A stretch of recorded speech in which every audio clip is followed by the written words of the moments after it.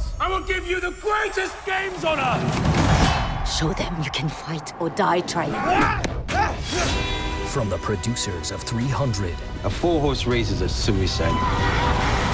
Let the games begin! Starring Oscar winner Anthony Hopkins. Behold, this arena will be built for Rome. Rise or die. Those About to Die. A new Peacock original series streaming July 18th.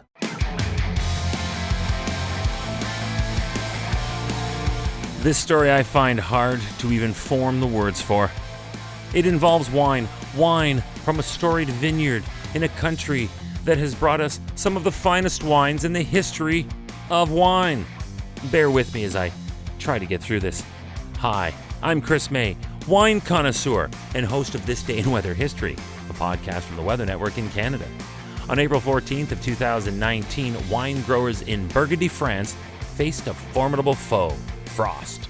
This day in weather history. Spring is as much a pain in the grapes to vineyards as it is to us, with the ever-changing conditions and that irritating blend of seasons to provide a messy mix of temperatures, dew points, pressure gradients, and precipitation types. The worst of the precip is frost, a threat that has the potential to destroy an entire crop of grapes before it even begins. No! During winter, vines lie dormant. To be fair, the vines themselves are actually rather frost hardy and can easily survive temperatures from 14 degrees Fahrenheit to as low as 5. And that translates to between minus 10 and minus 15 degrees Celsius. However, the situation changes dramatically once buds sprout their first green shoots. Then the frost damage begins when temperatures drop below 32 Fahrenheit. To be clear, that's still 0 degrees Celsius. Buds and shoots are made up of water inside, so when they freeze, the tender cell walls can actually crack or even burst. So now, let's discuss what happened on April 14th of 2019. Following a frost alert on that day, winemakers of Chassagne-Montrachet lit fires and placed heaters to fight the frost. As temperatures then dropped moderately below that 0 degree threshold with a relatively low humidity, luckily the damage was limited. Yet, winemakers trying to limit frost damage on their vines employ a variety of heating techniques to keep their crops warm.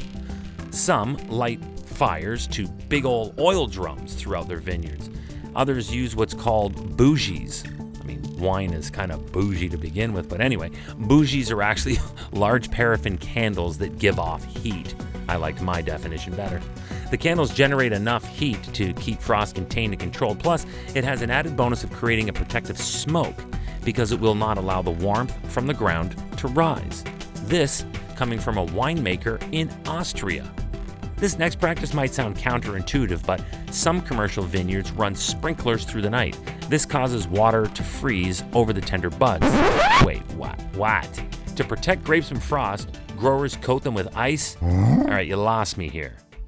Remember that this day in weather history can be enjoyed a number of ways. Right now, you are listening to the full version of today's story on your favorite podcast provider, but there is also the daily podcast video short. They are shot right here in my podcast recording studio, so you get that perspective, and oftentimes they will include visuals from that day's event from when it happened in weather history.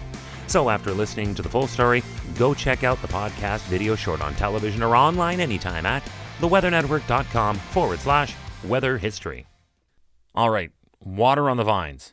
So the freeze-thaw cycle involved in this crazy idea actually generates heat in the transition. The amount of heat generated is small, but enough to get trapped between the green tissue and the ice and keep the vines protected as long as it doesn't get too cold, below 28 Fahrenheit or minus 2.2 Celsius on average, or stay cold for too long, and that would be more than a few hours.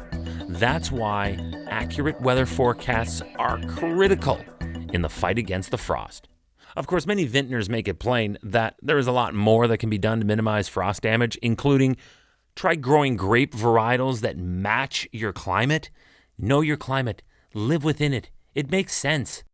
Also, using fans and wind machines to keep the air moving also helps to prevent frost.